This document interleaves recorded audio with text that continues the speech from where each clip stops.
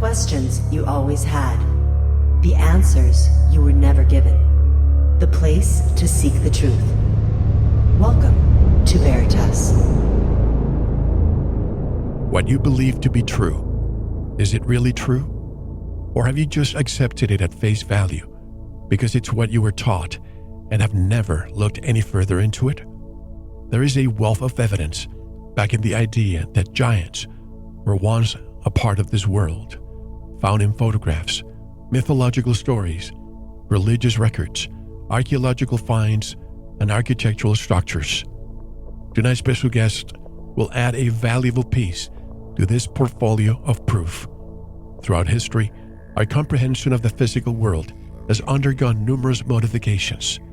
It's natural to disregard ideas that seem absurd with a casual gesture, but it's something altogether different to assess the objective world, free from any pre-established beliefs. Thousands of years ago, there were people who were much larger than the average human today. These giants had a significant influence on the cultures of the time. Legends describe them as powerful, wise, and sometimes even immortal. They were regarded as heroes, gods, and demigods, depending on the culture. Archaeological evidence of their existence can still be found all around the world, from the ruins of ancient temples and cities to the artifacts that have been unearthed. There are numerous stories of these giants in ancient texts and myths, and they were often seen as symbols of strength and power. In some cases, it is even believed that these giants may have been the source of some of the ancient civilization's most advanced technologies. There are also accounts of the giants interacting with humans, either as friends or enemies. As technology and science continue to advance, more evidence of the existence of these giants is being discovered. We can now look back at the past and more accurately assess the impact that these giants had on the cultures of the time. In many cases, it can be seen that the giants played a role in shaping the world that we know today, from the construction of monuments to the introduction of new technologies. There is even the possibility that these giants may have been the originators of modern-day ethnic customs. The idea of giant beings existing in the past may seem outlandish and absurd, but it is important to objectively evaluate the evidence that exists in its support. You are listening to Veritas. If this is your first time listening, welcome home. To listen to tonight's full interview and all of our material, join the Veritas family and click on the subscribe button at veritasradio.com. Welcome back to Veritas. I'm Mel Hostalrich, and my special guest directly from Spain is Mike Wilkerson. Mike, you are experiencing some major synchronicities. You're seeing these petrified hearts in places you didn't expect, a church, a restaurant, right? Yeah, synchronicity has been a huge part of this whole journey for me. There's been so many times where I've found stones that had incredible specificity of anatomy in moments that corresponded to a particular thought I was happening, or at the same time, some sort of an event. And so they're imbued with an entirely different significance when that happens. And I just see those synchronistic moments as little taps on the shoulder or little nudges in a direction.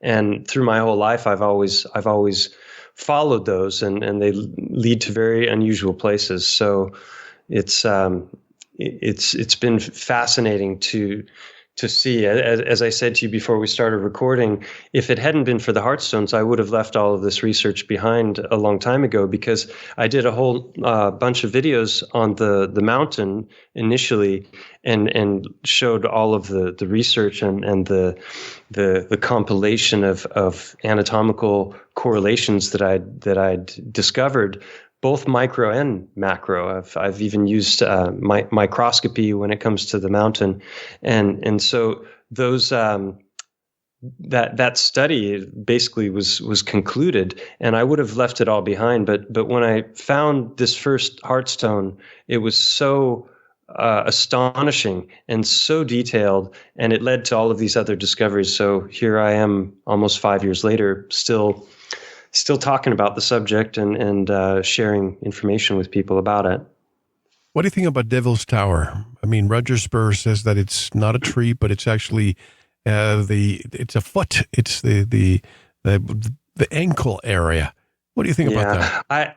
I don't believe that. It doesn't make sense to me. I understand where he's coming from with it, and he goes through the microscopy and looks at the anatomy of the structure of tendons. I can see why he says that, but it makes no sense to me that the entire rest of the being would be completely gone.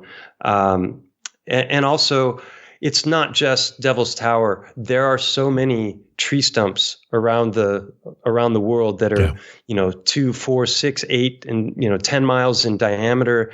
And I'm sure in the mainstream narrative, it's volcanic activity or they've got explanations for how these things are formed. Anything but tree but there's a channel that I highly recommend everyone go to called Hangman1128, and he's an independent researcher. He lives in Colorado. He's been documenting these trees for the last 6 or 7 years, I think, and it's not just the stumps. It's way more than the stumps. The footage that he has, the boots on the ground footage, and the evidence that he presents is undeniable. It's self-evident, and that's something that is really important, because when you're looking at your empirical reality, if something looks a particular way, it may be that. And to think it's the opposite of what you initially think, just because it doesn't fit a narrative, I think is foolish. You've got to give each day it's each idea its day in the sun.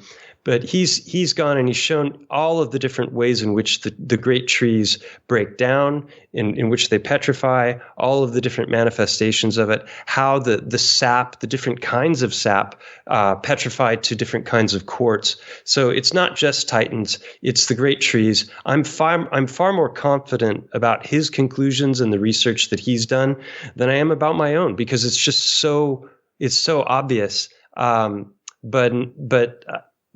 Combined, when you look at the mythology, you see his research. We know that all of the civilizations around the world had these myths that had to do with the great flood events and great cataclysms. Comets going across the sky, and then terrible things happening after the fact. That's been recorded everywhere. We have all the myths of dragons around the world as well. I think that people need to keep a more open mind and actually look into the evidence and not just hand wave dismiss it because they were taught to believe that such things are impossible. Well, I think this is part of the indoctrination process. That's why I don't call the Department of Education part of the indoctrination. I mean, I think when we're born and we're children, we have just imagine your mind is like a camera. Your aperture is totally open, filled with wonder and amazement. But as every year goes by, it closes.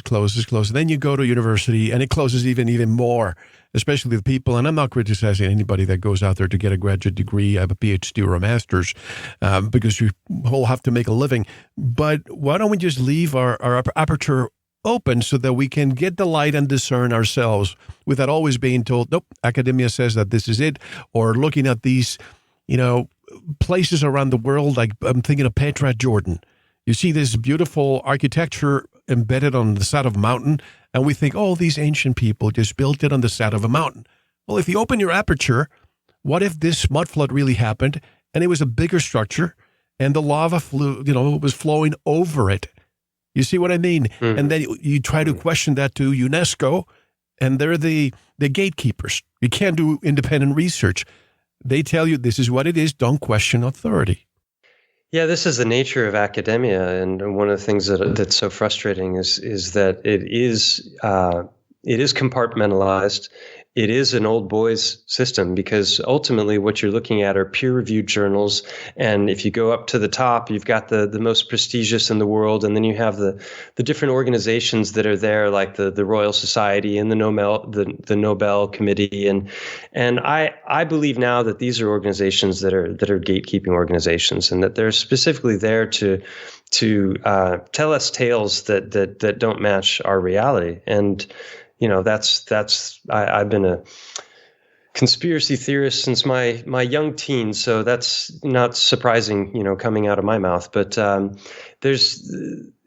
problem is that peer review is so easily corrupted, and you get these scenarios where it's just people are referring back and forth to each other in little cells of research cells, and it's very, very easy to manipulate and to shape narratives and shape the views that we have of our reality.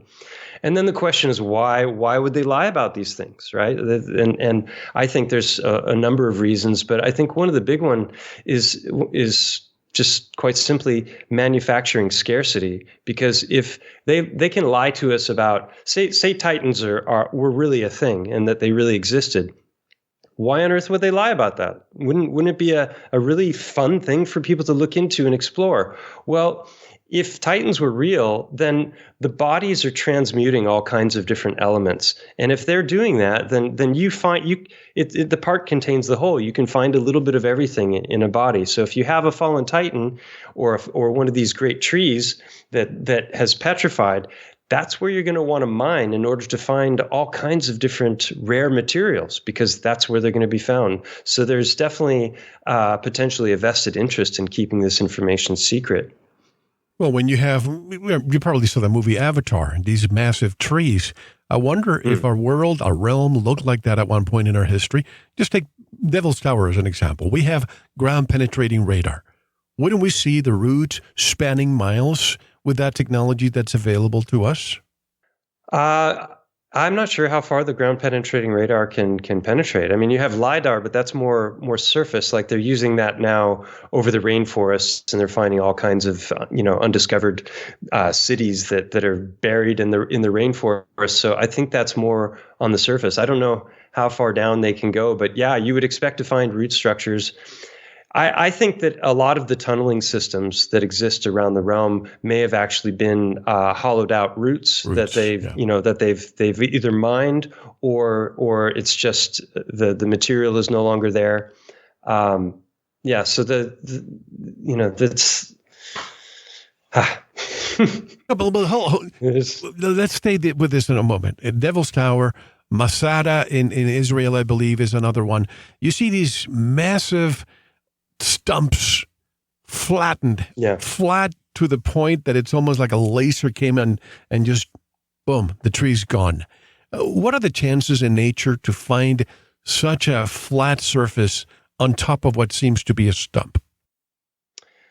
Yeah, that would suggest somebody cut it down in one way or another, whether it was like laser or, Paul. We have the myths of Paul Bunyan and his ox. Maybe there's someone really, really big going around with an axe or a saw. But in Madagascar, for example, there's all kinds of those stumps, and you can get in on Google Earth and you can zoom in real close and you can tilt it and you can actually see the grain. Now they'll tell us that those are basalt columns that are pushed up. They're from volcanic activity, and because of the way in which it cools, they just magically cooled into these hexagonal columns. I used to live in Hawaii and I saw lava flows, and they never looked anything like that anywhere. No structure whatsoever. That's not what lava does or looks like. So I don't believe the basalt narrative when it comes to mainstream geology at all. I think it's far more likely that it was something like these great trees. Now, were they silicon-based, or was it turned to silicon because of some kind of transmutation that occurred with the high-energy weapon or event or whatever it was? I don't know. But if you look at the stumps in Madagascar, you can see the root structures all throughout Madagascar when you're looking at those stumps. And you can also see branches, and you can see the what do you call them, fronds of like cedar, the at the ends, not leaf. They don't have leaves, but they've got these kind of spiky little things that stick out. And it looks exactly like those, and each one of them is about the size of an Empire State Building. So it's not just the stumps. It's also, like I said, Hangman 1128's footage, which is, there's a plethora of it. There's so much evidence for the great trees, and it gives me more confidence in my findings, because so far I'm the only one who's done a forensic analysis on a Titan. You would think that others who have seen my channel and maybe had something near them would have gone and found something and started to do research on it. Everyone else that's out there for the most part, as far as I can tell, are just kind of armchair researchers, or they're looking on Google Earth, and or they're looking at photographs, and that's a great start. But to start to develop a preponderance of evidence for something, you got to have boots on the ground analysis, and you've got to be looking at it from a lot of different ways. Yes, the same thing happens with, let's call them tabletop mountains. You can see them all over the world. Folks, just go to Google and find tabletop mountains, and you see some of these mountains go above the clouds, and you see them completely flat up there. So we're still questioning this. But before the break, I asked you the big question in my mind. What caused the petrification, and when? Was it a natural event, or was it technology that was used to wipe out all remnants of these beings before their realm was repopulated with a new size of beings? And literally, the size of ants we are now in comparison to what they used to be, like in the movie Honey, I Shrunk the Kids. What do you think? Yeah, well, I as far as when, I have no idea. You got some people who are talking about the Bible and saying the Earth is only 6,000 years old, and you've got people like Graham Hancock who's talking about different comet strikes and the Younger Dryas, and this is 11,600 to 12,500 years ago. That there was some major cataclysmic event, and you can see the scarring of this event all over the world. But as far as the timeline of it, I would just be guessing. And as far as the actual process by which it happened, I have all of these different possibilities, but I don't know which is which. Ultimately, it's going to take somebody with degrees in chemistry and physics to be able to analyze the evidence. I thought I was going to get some assistance from people when it came to the Heartstones, because some people reached out to me after seeing my videos, and one of them was an amateur geologist, and the other was a high-level geologist and works in forensic analysis of artifacts, and both geological and antique, and so this man owns his own laboratory I think it's in Arizona, if I remember. It might be New Mexico, close to you. And so they reached out to me and offered to do some analyses on the stones. And I was thrilled. They asked if I wanted some money for the stones, if I would send them a couple. And I didn't want any money. I just wanted the laboratory analysis. I was thrilled to be able to finally get some numbers that I have a friend he has a PhD in molecular chemistry, so I could at least take the data and run it by him, because he's got different theories that have to do with cold fusion and other things that might tie into petrification and biological transmutation. So I sent them a dozen of these stones, and I made a video called Exciting Research Day that's on my channel, displaying the stones and showing them, rotating them in 3D, and talking about why I chose the ones that I chose, and just told the story of these guys reaching out to me, and sent the stones off.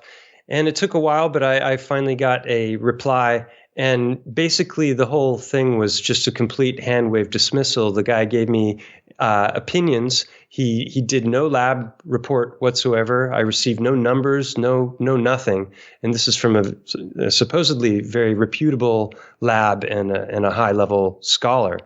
So I don't know. It was a shocker. I made a video about that called Paradigm Crushed. It's 3-hour video, and the reason it's so long is because the first 90 minutes of that video are the conversations that I had with these two gentlemen, and because I thought it was really important, because they literally, in the course of those conversations, they brought up every criticism that's ever been levied against me and my work, and cited all of those as examples of why what I was talking about couldn't possibly be true. Well, neither one of them had bothered to go into my research at all or watch any of my videos, because they would have seen that one by one I had already, in my videos from the first videos on the subject, addressed those points. And it doesn't mean I have all the answers to what I've been looking at by any means, but the responses that I got were just shocking. And it's a very, very interesting video to watch for people who are interested in seeing what can happen when somebody like myself, who's not an expert in a field, but has, stumbled upon a discovery and has tried to go further with it, what kinds of stumbling blocks that they can encounter when they come up against the mainstream academic thinking. And boy, oh boy, was that an interesting saga. So I highly recommend that. Paradigm Crushed. It's worth the time. I was smiling when they were trying to debunk you. And you did a great job when they were, for example, saying, no, the heart's like this or that. And you were showing exactly the opposite. You were showing what they were saying was not in existence. They were pointing at, the ventricles and this and that. And it was a fun video to watch. But just a quick comment about censorship. The cultural editors know that most people, when presented with this information at a glance, will probably laugh at it or ridicule it. But why is Google censoring this information on Google Earth? Doesn't that bring more attention to the subject? Well, you would think that they would have realized that. And there's several people in the comment threads of my videos that have said, well, I was on the fence about this, but the Google censorship put me over the edge, and now I believe it. So just to explain what that is, I made 6 videos on the mountain. The first video is just an overview. Most people watch that and stop there and don't go further. That's just meant as an overview. People listening to this have already gotten an overview of the subject. The real research is presented in parts 2 through 6. The second video is about the eye. The third is about the ear, which we haven't even gone into, but that is a mind-blowing discovery in and of itself.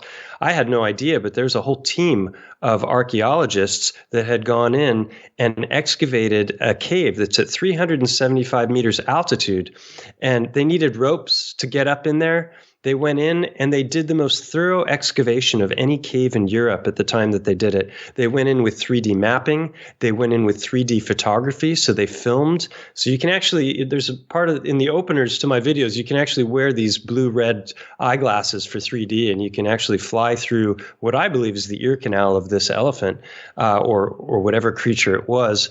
Definitely a vertebrate. Whether it was an elephant, some other pachyderm, I don't know, but that's sure what it looks like. And when people see the pictures, they'll know what I'm talking about.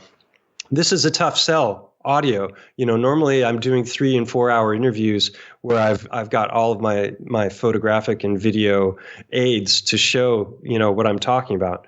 But the ear was incredibly astonishing because there's an actual discoloration right behind the eye that's shaped like a quarter moon. It looks exactly like an ear attachment. And right in the center of that is where this cave is located. I mean, what are the odds of that?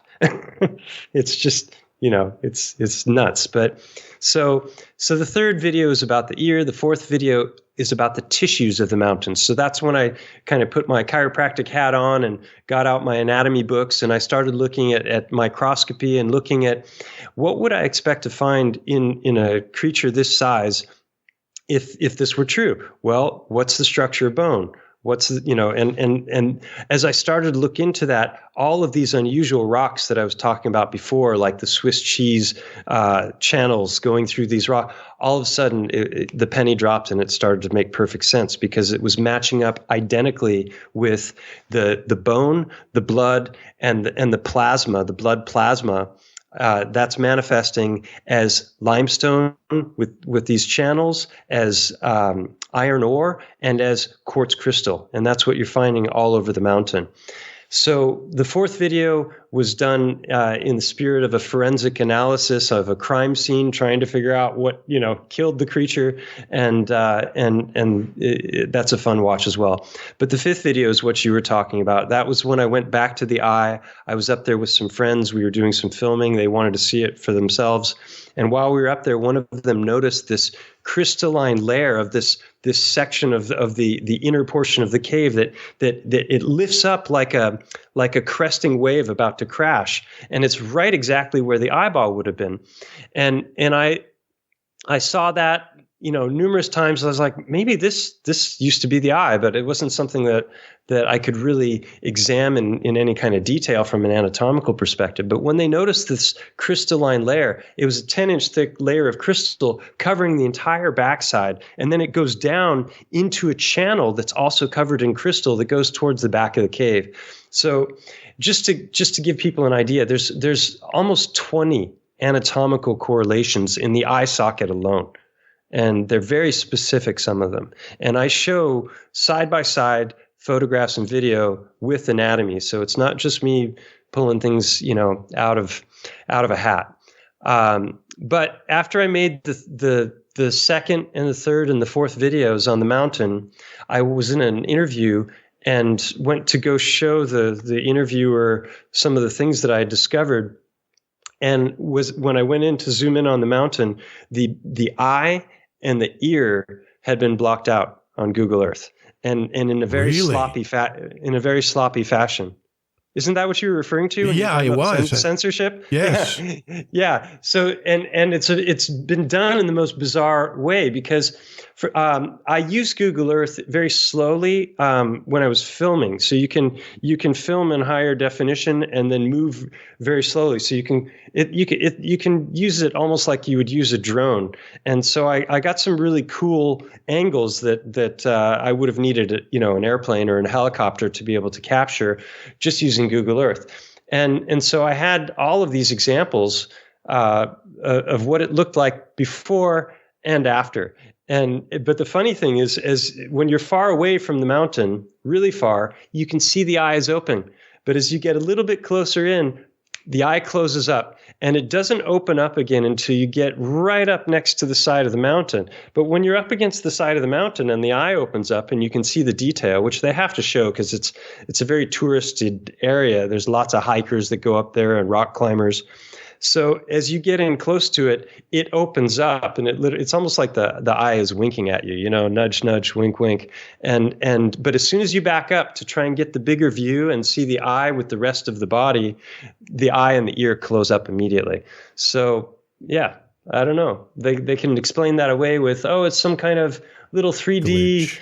Rendering glitch, or they can always come up with a reason for why it's that way. But when you add that little bit to all of the other stuff, it starts becoming more and more unusual. Don't they get it that this makes people question even more? I mean, look, your YouTube channel, for example, recently came under fire for your willingness to ask questions that many would consider absurd. How dare you? Just like, what's her name? The climate change girl.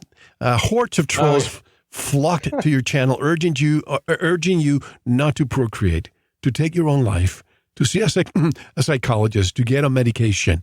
Many call you the stupidest person alive, all because of a willingness to question the mainstream geological paradigm and present evidence which you believe contradicts it.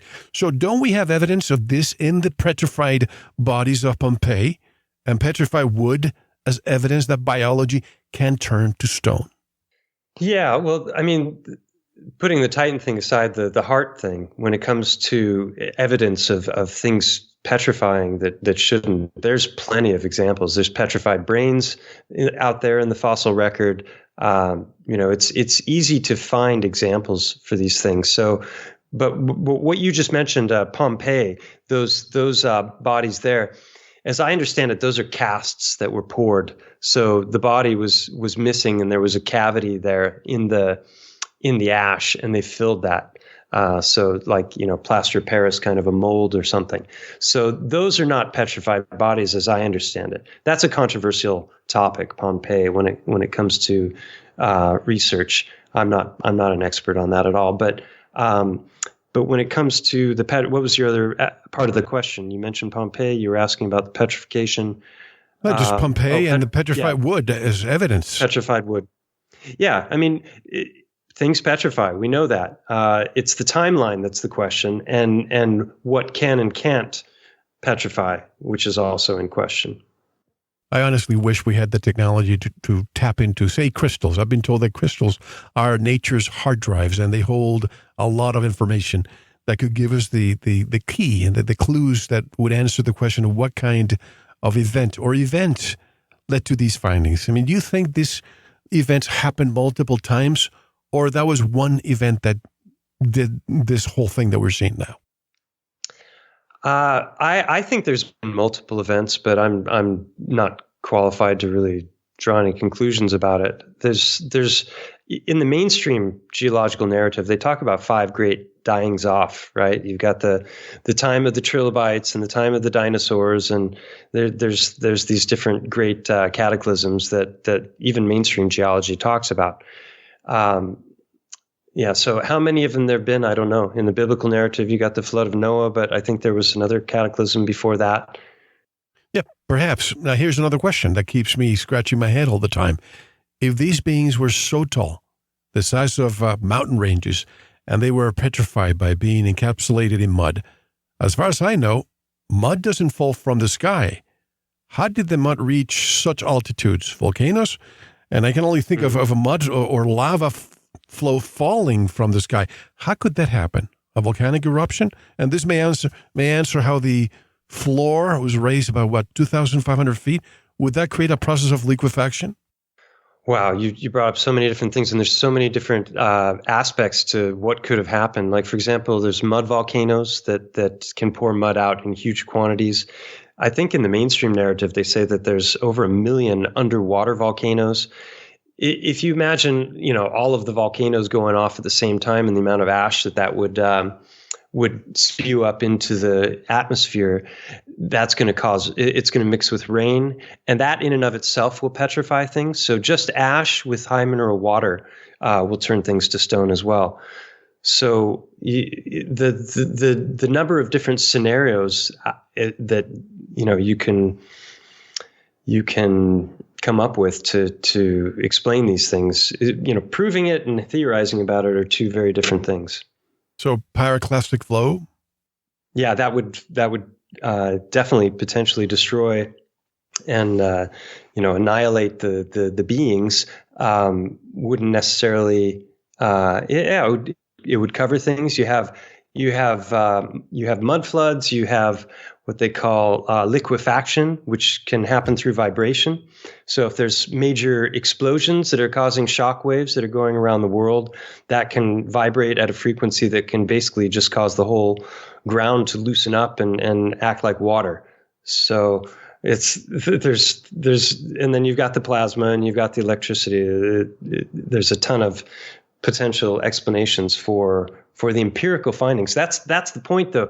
The empirical findings, in my mind, are indisputable, but explaining them is another story. I want to go back to Starforge for a second, because that really fascinates me, and they're everywhere. I mean, look at the Statue of Liberty on top of one of them, and when you ask the guide, was that supposed to be there? Well, these are all forts that were supposed to be just to defend, right? And has come to find out they're in every continent and are far older than we're led to believe. We're told by Wikipedia, the source of knowledge these days, there are bastion forts to defend from cannons. But you found there's something different. What did you find? Well, I'm not sure what you're referring to specifically, but what I would say is there's a lot of upheaval in the quote unquote truther community right now over this topic of star forts and the ancient buildings and whether or not we had the capabilities of building such things. Because I was guilty of this myself, of throwing out claims about the World's Fairs when I came across those and about the quote unquote Tartarian architecture. And I lived in Rome for 2 years, and I know what those buildings are like and how big they were. And I was seeing these pictures of the World's Fairs, and the mainstream narrative is telling us that buildings that are the size of St. Peter's in Rome were built out of wood and plaster. Yeah. And I was like, no way, that's total BS. You couldn't possibly make a wooden structure that large. So I made claims about it, and I even had them in a couple of my early videos. And I've come out publicly quickly in live streams and rectified those mistakes, because there's footage of every stage of construction for these, like the St. Louis fairs and I believe even in Chicago. There are photographic archives that don't show up in Google searches because they're paid archives that you have to pay to have access to. So just because you don't find it on a quick Google search doesn't mean that there isn't something that exists that would explain it. But people are very quick to say, these are so beautiful and magnificent. I agree that we couldn't possibly build them today on such a widespread basis, the numbers of them, just because we don't have enough people who are trained in those kinds of specialist jobs nowadays. And everything is just a box with steel frame, and it's incredibly boring. Whereas these old structures are embedded with sacred geometry, and there's a lot of theories about whether or not they had functions. They're harvesting energy from the ether, and they were healing devices, and they were potentially could be used to transmit. And there are a lot of people claim things as fact, and then when you start to dig deeper, it's a little harder to prove that it's a fact. But I think that star forts, there's so many of them. Like I said, my friend has mapped over 10,000 of them. The scale is off the charts. Some of them are underground, so they're buried, but you can still make out the outline because they're changing the way the vegetation is growing. They're found in places that they shouldn't be found given the time frame, and the quantity of them that's been built is unbelievable. I'd never even heard of them. And then I started a series called Star Forts I've Known and Loved, because I after discovering them, I realized that I had lived, without even knowing they existed, I had lived in 6 different star forts over the course of my life. I lived in Rome. I lived in Siena. I lived in Padova. I lived in a place called Kristianstad. I lived in Stockholm.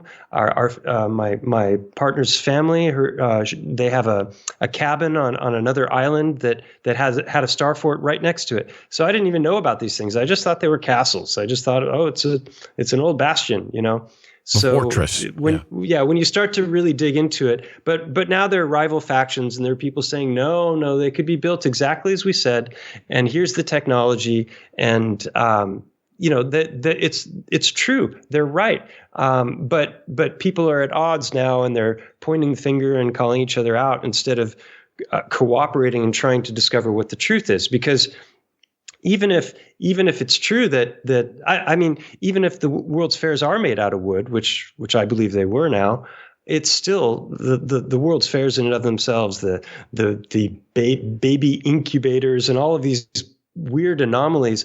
There's so many. There's more questions that are raised than are answered when you start to dig into the World's Fairs, and it's the same thing with the star forts. I'm looking at some pictures from Puerto Rico here. Anybody can go and put El Morro, Morro, Star Fort. I used to go there all the time. That's where I spent my youth, around that. And I'd never in my life imagined that if you look at it from above, take a look at it, folks. It's just a typical star fort once again, and a place that pretty much hardens with time. But the question, it's always, why can't we go to, say, a county register, for example? Let's say San Francisco. Anybody listening from San Francisco, you may want to do this. You've seen the panoramic view taken a picture in 1877, and you see the entire scenery. You think, what in the world did we have there at that time that built that city in a matter of just 30 years? What, miners? And you see at least 2 big churches that look Russian, almost like they came from St. Petersburg. So why don't we go to a county register and find out one building, find out if, when was it built? Can we find that? Yeah, well, this is what channels like John Levy and Paul Cook and Martin Liedtke, he's Flat Earth British. They're digging into all this stuff, and they're looking at the narratives, and sometimes it's just comical because it's almost like cut and paste. They use the same story over and over again, and then you dig into these different architects that supposedly, this guy built 200. It was like averaging one a week or something. Just ridiculous narratives that. They start to look like these fictitious characters that have been made up to justify narratives. what was it? Napoleon Bonaparte said that history is a set of lies agreed upon. Well, there's a lot of people out there that think Napoleon himself was a fictitious character. So there you have it, right? It's the irony of the statement. Exactly.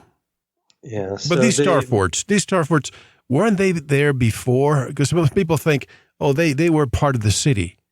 But I think the cities were built around these star forts. What came first? Yeah, I think a lot of the people that I know who've really been digging into that particular question, they talk about the mound builders, and that the mounds were probably there first. Like the indigenous peoples built these mounds, and then star forts were probably built on top of those. And those mounds were probably in strategic places, based on the ley lines, in order to harvest the natural energies of the earth in the best way possible. So then you add the cathedrals and the star forts, and who knows who built what when, and the whole idea of tartery, that's another bone of contention now, because people like myself were jumping on board with. There were all these old maps, and I was like, it was the largest empire that ever existed. Well, it was part of the largest empire that ever existed, and maybe that empire was Atlantis, or maybe it had some other name. But the fact that it existed is undeniable, in my opinion, when you look at how widespread all of these different things we've been talking about are, the scale of them, the quality, the build, and how, all of it. If you take it all together, it paints a very different story. I believe Wikipedia says that Tartaria is undiscovered land. Of course, I mean, what do you expect from a place like Wikipedia? But what I think of, again, I mentioned this before, Petra Jordan and all these architecture and these buildings allegedly carved into the side of mountains, it makes me wonder. I don't believe that for a second. Me neither. I think that's BS. They're telling us with Bronze Age tools that they like, and then you see some of these cliff walls with the square holes. Like they're gonna climb up, hang on the side of a wall, and with these primitive tools, they're just gonna carve windows out of it. It doesn't make any sense. So I think the chances are very high that those were melted buildings. That's another bone of contention, whether things melted or not. I'm not attached to these things, but some things look like trees, some things look like melted buildings. Like I said in the beginning, I'm more of a syncretist. I look at where the overlaps. People want to latch onto a pet theory and then throw everything else out. It's like it's all melted buildings, and nothing else was true.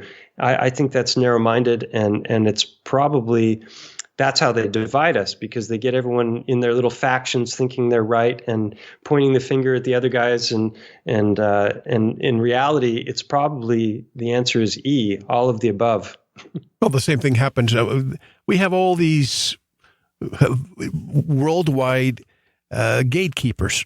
If you question all these buildings that were carved into a mountain, which are supposedly marvels of the world or what have you, UNESCO controls the narrative. And I didn't know this. Independent investigations, mainstream, that they do it to keep the mainstream narrative, but you cannot question. They are the ones. Same thing with NOAA when it comes to weather. You cannot question weather.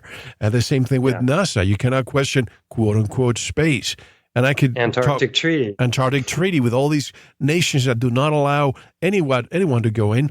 If you believe the story of Admiral Byrd, and he said that we could find so many resources there, don't you think that Exxon or BP Oil or some of these companies will be there by now? If that were the case, anything that we have discovered or rediscovered, we have commercialized. But the moon, well, supposedly the Artemis rocket is going there, and they're feeding us these images.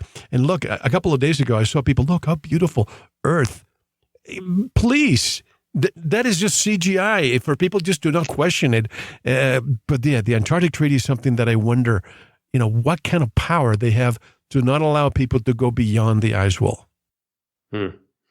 Yeah, and what is there? There's all the stuff with, Operation High Jump and Fishbowl and Operation Dominic. These are all related to Antarctica, the Antarctic Treaty. It's like the only treaty in history that's never been broken, right? And all the elite go there, and the places are named after the elite, and you can't go below the 60th parallel without explicit permission. So it's everything about it is fishy, and they're hiding something. The question is, what is it? Outer realms, outer lands? Is there some kind of an enclosure? Seems like that's what they were testing with Fishbowl, the nuclear explosions up in the air. Because when those go off in the video footage, it almost looks like they're hitting a barrier and spreading outward in a ring. There's so much mystery when it comes to all of this. What about all these amateur rockets? I mean, you've seen probably one of them that goes up there and it almost stops. It doesn't crash. It almost stops and then boom, stops. What can cause that in nature? So, Well, there's actually an explanation for that, which is pretty fascinating. So that you've got all of the NASA and SpaceX rockets, which all seem to like they go up, over, and down, and they're saying, oh no, we got to go with the Earth's curve, and we got to go with the spin of the Earth, and all this stuff. And I saw a picture of the recent one with Artemis, and the arc, it's literally arcing away from the moon in the picture. So like, there's no way that rocket went to the moon because it's heading in an entirely different direction. It's bizarre. But the Go Fast one is what you're talking about. That was an amateur rocket. That thing went straight up like a bullet. And when it hit, it didn't hit. It was like a sloshing, almost watery sound. And it immediately stopped, and it slowed to a halt because it was spinning at an incredibly rapid rate, and it just like sloshes to a stop before turning and falling back down. Well, I think even in the mainstream model, that they say that at the highest levels of the atmosphere before space, you have a large amount of what they call sulfur hexafluoride, which is this stuff that you can inhale and it makes your voice really deep. And it's this invisible gas that you can pour it into a fish tank and it will displace the air. And then you can like float in a tinfoil boat on top of that. So it's like, it behaves like a liquid, but it's 4 times denser than air. So the opposite of helium. And so, it's the opposite of helium as far as its effect on our voices. But the interesting thing is that they say that the largest amounts of it are way up there. Well, that's another interesting feature of that gas, is that it immediately puts out any combustion fires. So that would make it impossible for a rocket to go any further than a massive layer of sulfur hexafluoride. So it's pretty interesting, and it between the sloshing sounds that you hear picked up by the GoPro on the rocket and the fact that it just immediately stopped and then started to fall towards the Earth, I think that maybe that's because it hit this layer of sulfur hexafluoride, and maybe that's what protects from getting out, and beyond that is the dome, whatever it's made of. Like the Hennessy commercial with Dr. Picard, you probably have seen that. Yes, yeah, I think. All the movies are just giving us the truth in plain sight. I think our myths and our movies are telling us the truth. Some of it is allegory, but I think a whole lot of it is actually very specific. But we grow up paradigm blind. That's a term I coined for when you just can't see something because you've been taught that it's not possible or it doesn't exist, or so we're all experiencing paradigm blindness to one degree or another. One of the things that I find in nature all the time is these spirals, the Fibonacci sequence. We see them in our own bone structure, our fingers, on leaves, on flowers, everywhere. Have you seen this? In the heartstones as well. Yes. And and I want to come back to the heart, because that's the most important thing of all, I think, in our conversation, as far as what I'd like other people to know about, not just the research I've done, but the works of Francisco Torrent Guast, this Spanish cardiologist who discovered what's called the myocardio-ventricular band. And I mean, I'm a chiropractor. I studied a lot of heart anatomy in school. I've talked to cardiologists who have not, they've never even heard of the myocardio-ventricular band. And the reason it's so important is because his discovery proved that the heart is basically a knot. It's one long continuous band that rolls up into a knot. And when it's functioning and it's going through its contractions, you actually get these dual opposite vortexes of flow in the blood. And that's incredibly fascinating. He first discovered the band, and then he theorized how the heart was functioning, and it changes everything we know about the heart. We're taught that the heart is a little pump that's pushing blood out to 70 trillion cells, and it's going from the aorta down to narrower and narrower blood vessels all the way to the capillaries. Well, blood has a high viscosity, and those channels are getting narrower and narrower and narrower. If you talk to any plumber and ask them what's going to happen, there's going to be so much resistance there. There's no way with one little pump you're going to get the blood out to all of those cells. And that was what Francisco Guast had a real problem with. And so he was studying this already as a cardiology student in the University of Salamanca. And his discoveries, it took 25 years before the mainstream discovered what he learned about the heart. And what he learned makes the heart incredibly, incredibly fascinating, because it basically functions as a suction vortex. So this ties into the works of Victor Schauberger, of Nikola Tesla. This ties into sacred geometry and the Fibonacci sequence and all these spirals. And they've proven this unequivocally.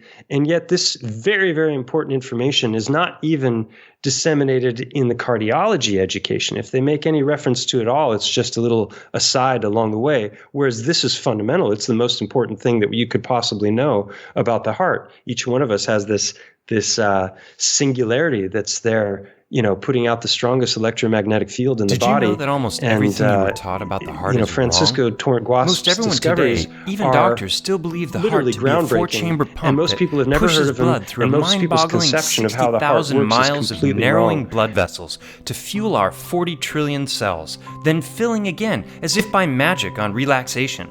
Well, that theory was thoroughly debunked by the Spanish cardiologist Francisco Torrent Guast back in 1972. After dissecting thousands of hearts, Guast finally discovered the heart's true structure. The heart's far more amazing than we ever knew. It's like a rope, a long tube wrapped into a knot. Instead of being pushed, the blood is pulled through the heart in two spiraling vortexes. This has been proven with CAT scans, functional MRI, and positronic emission. Look at the spiraling contraction. It changes everything we know about the heart and circulation. If you'd like to know more, check out these videos.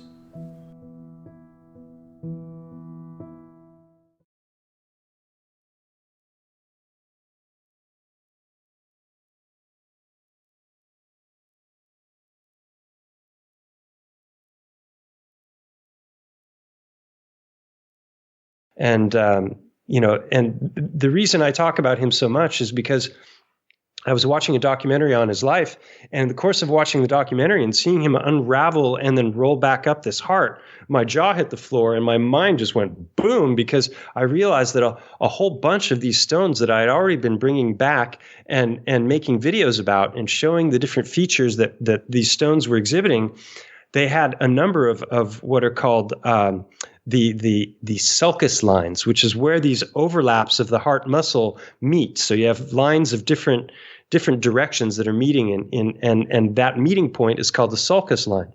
And when I saw him do this, I realized that some of these random lines that I'd seen in the rocks, maybe they're not so random after all. And I went and I started looking at the rocks, and they had tons of these interventricular sulcuses, and it was just amazing. So then this ties it back to what we were talking about before with synchronicity and all the different synchronicities that have surrounded this research.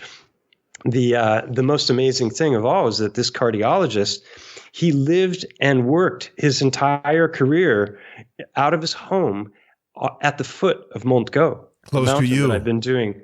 Yeah, literally 10 miles away from me. So I reached out because there's a foundation. I was hoping that someone there could put me in touch with a cardiologist that was familiar with his work, because I figured anyone familiar with his work was going to be a little bit more open-minded than the average.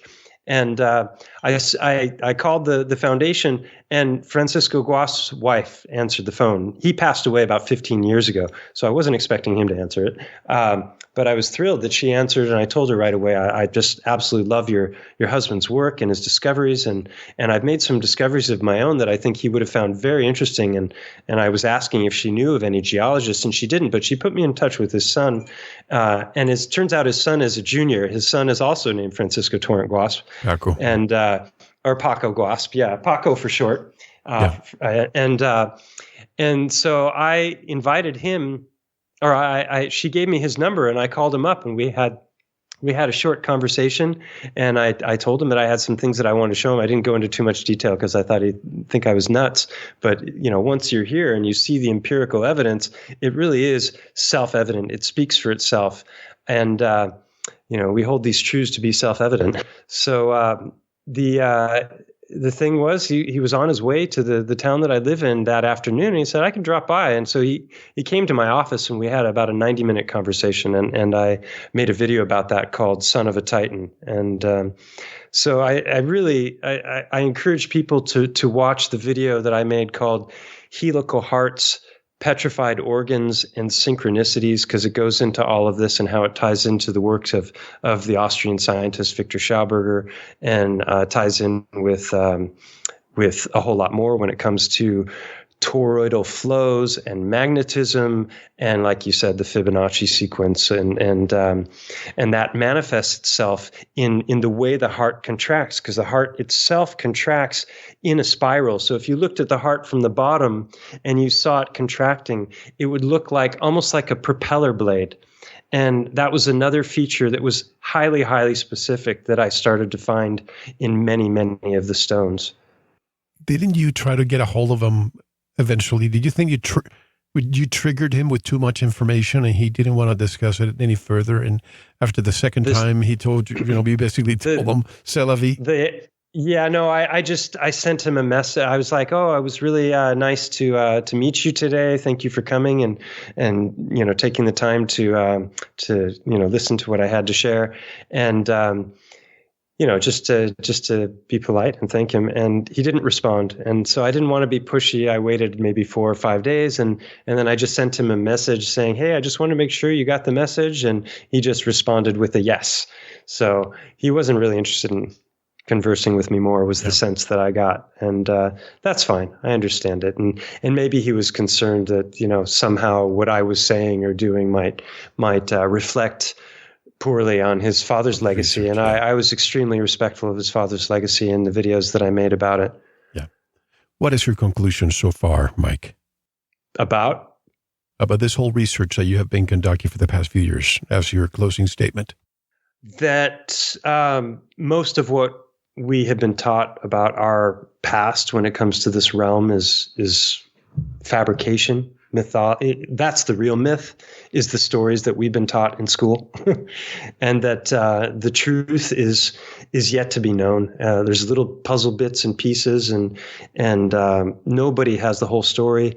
I'm really leery of people who are 100% confident of all of their claims all the time, because I feel like their egos are too wrapped up in what they're trying to share with people. So they're going to have blind spots. I think Roger is one of those people. I don't agree with his cosmology at all. I'm appreciative of what he's done as far as mud fossils. But I think, he went hardcore anti-flat Earth. He claims that the flat earthers destroyed his life's work, but he goes off on all kinds of wild goose chases and theorizes about things, but he presents those things as fact and talks about how he never presents anything unless there's 100% unimpeachable evidence. And it's not that a lot of people have criticized me for criticizing him, but he hasn't. There's nobody out there who's done more to offer support for his work than I have over these last years, and he hasn't ever mentioned the channel. So it's not that I'm bitter, and that's why I'm criticizing him. It's that I feel that he's done his own work a disservice by approaching things in the manner that he has. And I also just want to address the fact that I coined the term biogeology, and that wasn't to try and steal his thunder or to try and steal the crown of mud fossil theory. It's just that I felt that mud fossil theory was incomplete because it didn't explain the mountain or the rocks that I was finding. I believe that it's very much a thing that happens. You put things in mud, they're probably going to turn to stone. If you've got a little bit of salt water and maybe a little bit of electricity mixed in, you've got all of the components you need. The Earth's got its own electromagnetic field. The salt is there in the seawater, and mud is prevalent. So mud fossil theory is fine. I have no problem with that. But it's just a part of the puzzle, which I believe is biogeology, because within biogeology you have things like instant petrification. You have other theories. You have the giant trees. You have a lot of other stuff. Anything that was biological, no matter what its size, that is now stone, that ties into the term biogeology, no matter what the cause of it was. So that's why I coined that term. And then I coined the term titanology more tongue in cheek. Someone was asking me, "What are you? Are you a geologist? Are you what's your background?" And I just said jokingly that I'm a titanologist. So it's not an academia that exists yet, but maybe someday it will. But I'm not interested in trying to start a university. Roger calls his whole thing Mud Fossil University. He's seeking some sort of acceptance from a paradigm that can't accept him. So it's a losing battle. So the best way is to reach as many people as possible, and you're going to do that by coming together and cooperating with lots of people rather than like, I think the reason he and I have had lots of private not conversations, but texting. And the reason he hasn't touched my stuff is because it was too closely associated with flat Earth. I didn't do a first video touching on flat Earth until about 2 months ago, and I've been at this for 4 years. I stayed away from flat Earth, not because I was worried about what Roger thought or what I was worried about the rest of the world, but when I started my channel, that was right when Google came out and said in Congress that they were specifically going to be censoring flat Earth. They named specifically, and other subversive, fake content that was out there. Like they were, Google's being asked, "How are you going to protect us against this?" And that was their answer. We're going to be going after unscientific claims like flat Earth. Well, flat Earth is way more complex than anyone has any idea until they've gone into it, and it's so deep and comprehensive. And I'm not even I'm not a flat earther. I identify more as a toroid earther, because I think that everything from our blood cells to magnets to the way things flow, everything manifests in toroids, and I think that they're embedded and that the world, like I said from the beginning, is more far out than we can even comprehend. And since we can't get outside the realm to really understand it, you can never truly understand something fully when you're inside of it. I'm a globe skeptic, but also Google already tried to shut us down a few years ago, claiming we host social engineering content. But I hope Roger or anyone else can find unimpeachable evidence of real photos of Earth from NASA or any other space agency around the world. But once again, tell us how can people learn more about your work. This has been a fascinating talk, and I look forward to another installment in the future to discuss your hacking world. But tell us, how can people learn more about you? Social engineering is what the CIA and organizations like Tavistock do. So I don't think it applies to what you were describing. Well, they always project. They always project what they do onto others. Yeah, that's the best way to get people off the scent, accuse others of doing what you're doing. So the best way to reach me is through the YouTube channel, Stellium7. I'll have an email mailing list that people can sign up for if they're interested in the book. I've just started a Substack, but I haven't even put a first post on it. So for now, the best, I don't even have a website yet. So the best way is through the channel itself if people want to reach me. I also have a Telegram group. I'll give you those links as well, where people can share their finds, because it's not just my finds when it comes to the Heartstones. I've had other people send me far more beautiful examples than what I've found here in Spain from other parts of the world. Some of them are so bloody, they bloody looking, they look like they should be dripping. So I created the Telegram chat page so that I wouldn't get inundated with emails and people could have a place to go and share. Tell the name. Is it Bio-Geology? Bio-Geology is a Telegram channel, and on that channel you can find the link to the second channel, which is the chat group. I'll give you those links. So one you provide information, the other one you can actually interact. Exactly. Excellent. Exactly. Mike Wilkerson, all the way from Spain. It's almost 1:30 in the morning. You have no idea how much I appreciate you staying up late for us. Now I'm wide awake. It was a slow start. I was kind of groggy there in the beginning. I'm sure people could tell. Well, thank you so much. Yeah, it was a real pleasure. I've been listening to you for years, and it's kind of surreal to actually talk to you. So thank you so much for inviting me on, and I'll look forward to coming back when I have the book to talk about, because that's a whole story in and of itself that's worth a conversation. Thank you. And that was Mike Wilkerson with Bio-Geology, the Remnants of the Titans. As always, I want to thank you, Veritas member, for paving your truth journey another week. And tonight, I'll leave you with a quote by Carl Jung. Synchronicity is an ever-present reality for those who have eyes to see it. Thanks for listening. I'm Mel Hostalrich. Until next week, be well.